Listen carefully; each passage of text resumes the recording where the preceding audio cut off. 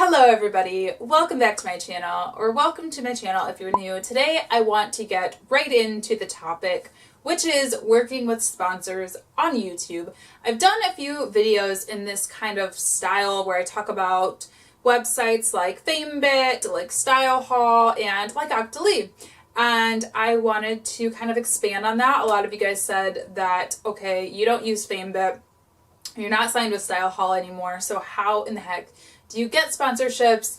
What are some of your good experiences, bad experiences, funny experiences, any advice, any tips? So I am just going to kind of roll with it. I have a few questions that were like FAQs that I'm going to be covering, but there's no real agenda for this. If you guys do have questions, or if you would like me to do a future video in this same topic, just leave me some, questions, comments, suggestions down below. But for now, let's just get into it. So the first thing that I just want to really share with you guys is if you want to work with brands, you have to treat YouTube like it is a job. Now, I do have a full-time job, and then I also do community management for a YouTube related company. So YouTube is not my full-time job alone, but I do treat my channel like a professional resume, if you will. I know that when brands come to somebody's channel, come to my channel, they're looking for professionalism and they're looking for somebody who can sell a product. That is what you're there to do. Sponsorships are not just like a nice thing that companies do for you, as much as we would like to hope that's what they do and, maybe believe that they like.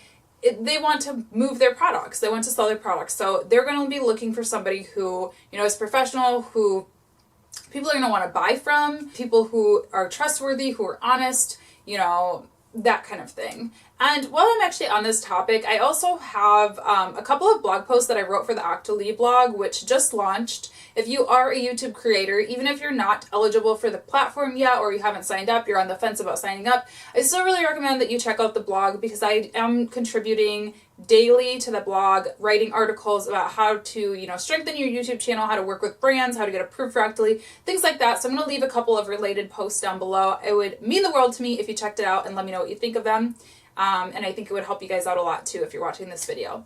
So yeah, be professional. Anytime somebody asks me how I work with brands, like that's the biggest thing I have to tell, because really you can have like 10,000 subscribers, you can have 100,000 subscribers. I see people out there who are double, triple, quadruple my channel size, and they don't get as many brand offers as me.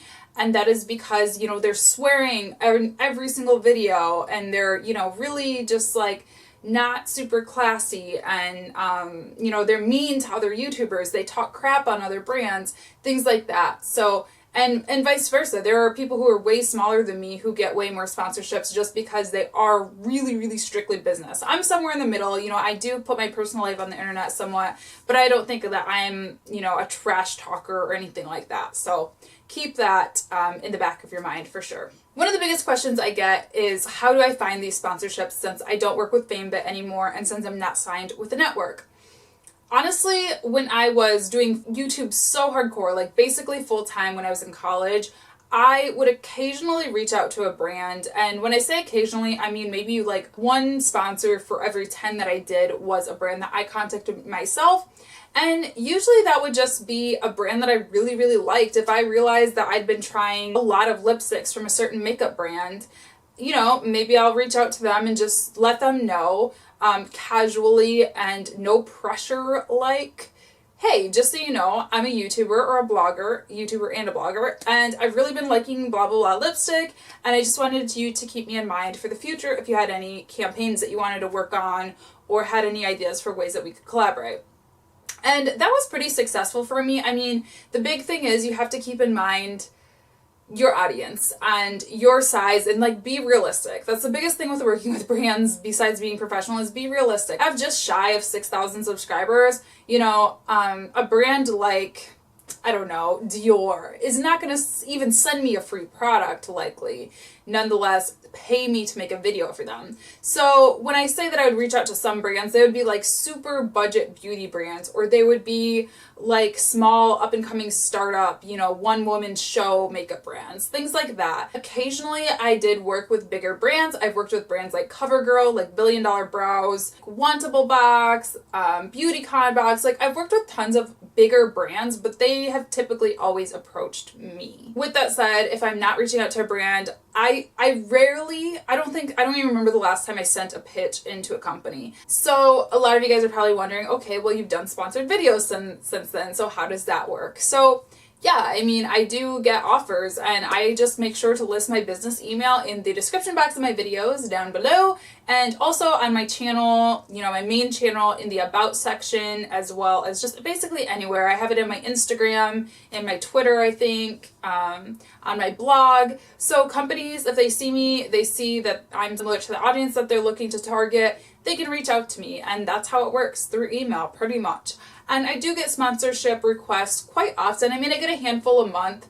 When I was doing YouTube super full-time, like I said, I mean, I was getting offers like almost every day. It's toned down a lot since my video production, since my video quality, my regularity, all of that has went down, and I expected that, and I'm fine with that. But yeah, when I was doing videos like almost every day and things like that, I was getting emails all the time. So that's one tip that I do have, is now that I work in community management as well, I don't offer sponsorships, but I do try to reach out to YouTubers. And that is one thing that I'm really surprised about. Even some of the biggest YouTubers, you will be surprised that they don't have an email address or a way to contact them anywhere. So definitely keep your social media handles linked, and the little tab thing on your YouTube homepage. Keep your email in the field where it has you enter in your email, and put it in your description box so people can reach out to you. You never know, who's going to want to reach out to you. And with that said, make sure, if you don't already, to make a business email. Make a YouTube email, even if it's just, a journeyeast@gmail.com or something like that. Mine is through my own self-hosted website, so it's hello@ajourneyeast.com. Just something that's a little bit more professional, something that's branded. You don't want a company emailing, lilcutie69@yahoo.com, your email from 7th grade or whatever. So yeah, just be professional and keep it branded and things like that. So those are honestly my biggest tips for working with a sponsor. You can either reach out to them or wait for people to reach out to you. A lot of companies will have a press or a promotional email listed on their website. So if you're looking, browsing through brands, look for that email. Don't just email the generic email unless you have to. Also, a lot of companies more and more are doing affiliate programs and Blogger. They specifically have a Blogger tab if you want to join and kind of be a trusted blogger or get sponsorships or things like that. Another big question that I get is pricing. How do I know what to charge?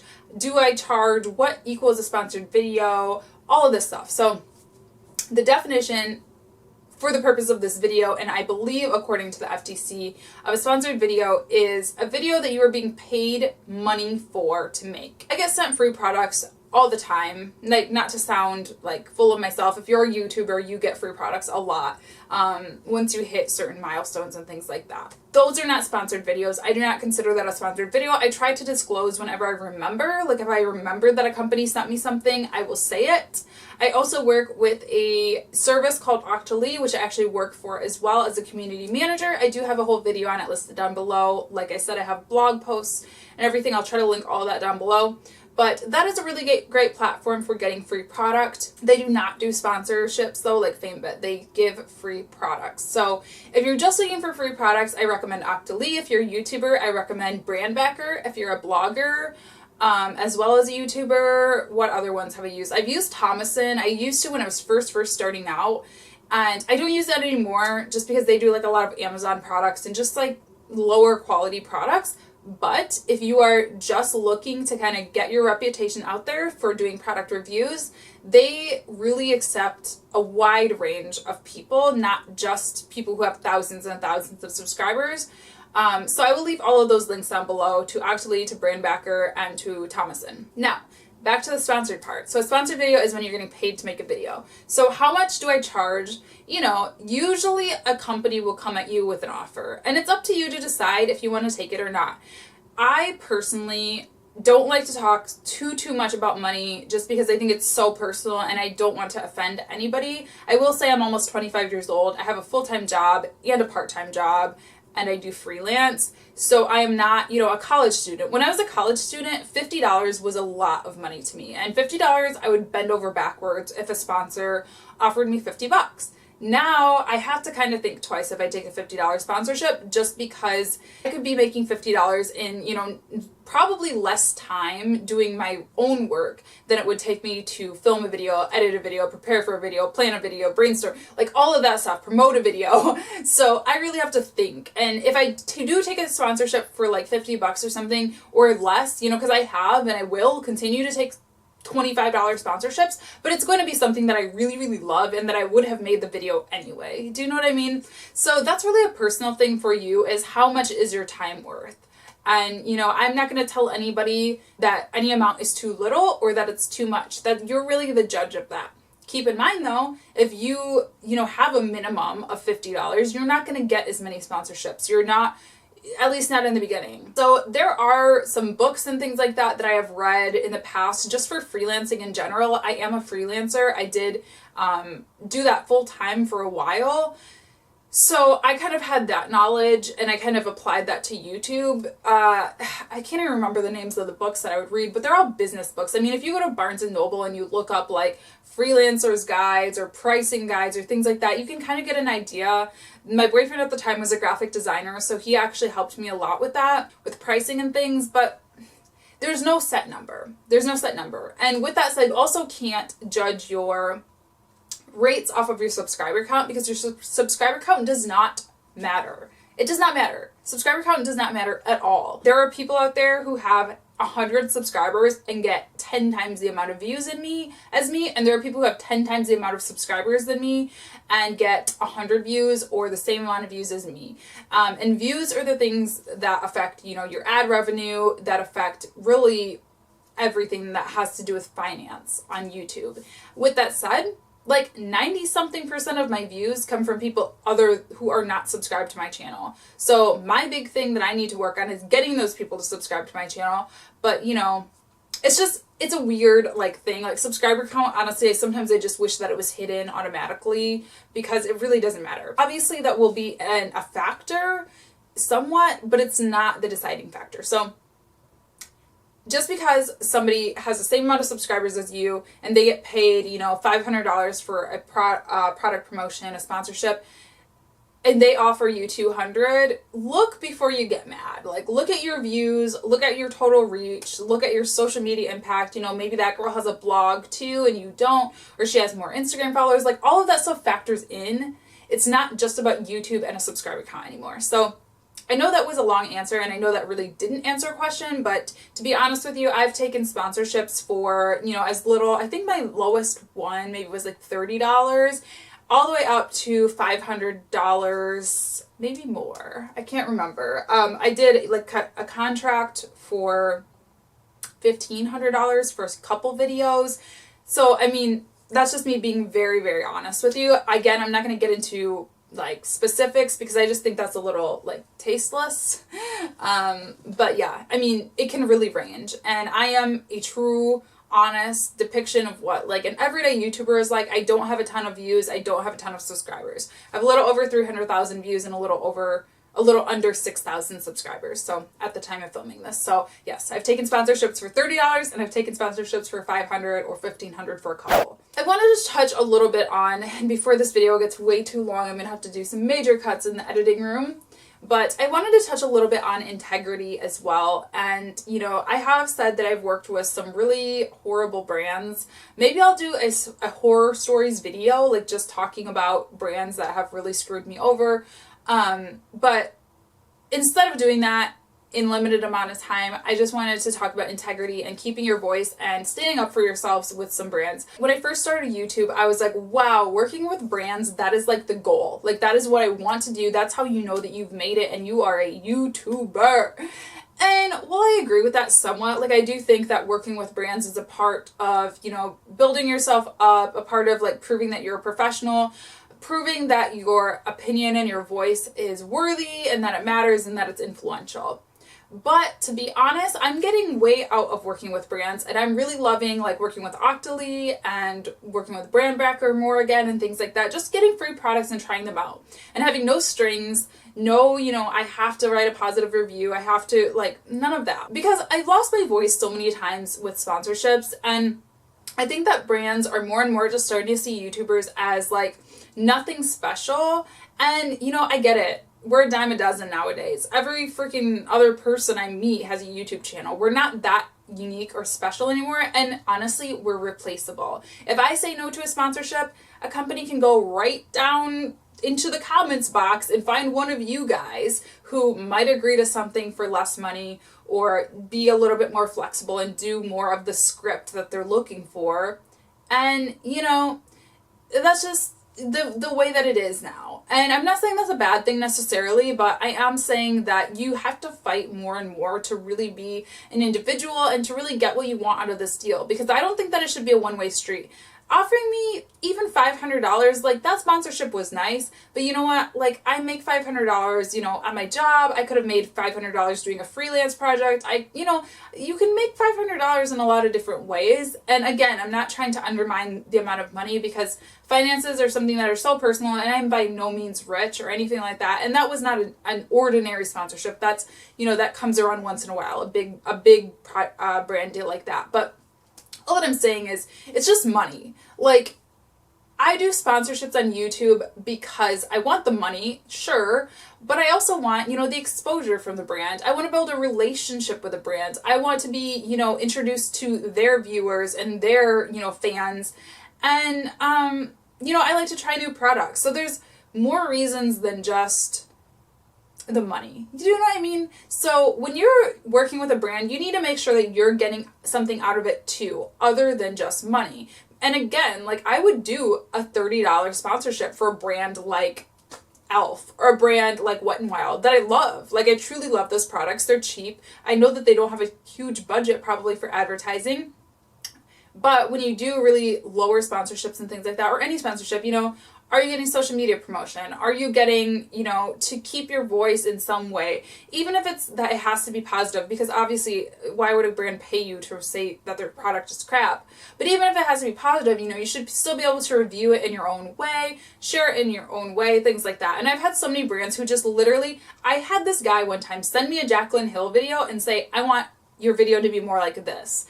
And I wrote back to him like, I'm sorry, why don't you try paying her? There's a reason that you're hiring me. One, because you could afford me, and two, because I'm different. Me and Jaclyn Hill are nothing alike. Nothing alike. She does makeup. She's a makeup artist. We look completely different. We talk completely different. Our personalities are completely different. And that's not to, like, crap on her or to crap on me. It's just, you hire us for different reasons, and the biggest reason is probably budget. But yeah, you know, that stuff is so offensive, and I think, like, the more that I work with companies and they just throw money at me and then expect me to, like, bend over backwards and be an actress, like, that's not my job. My job is not to be an actress. My viewers watch me because I am me.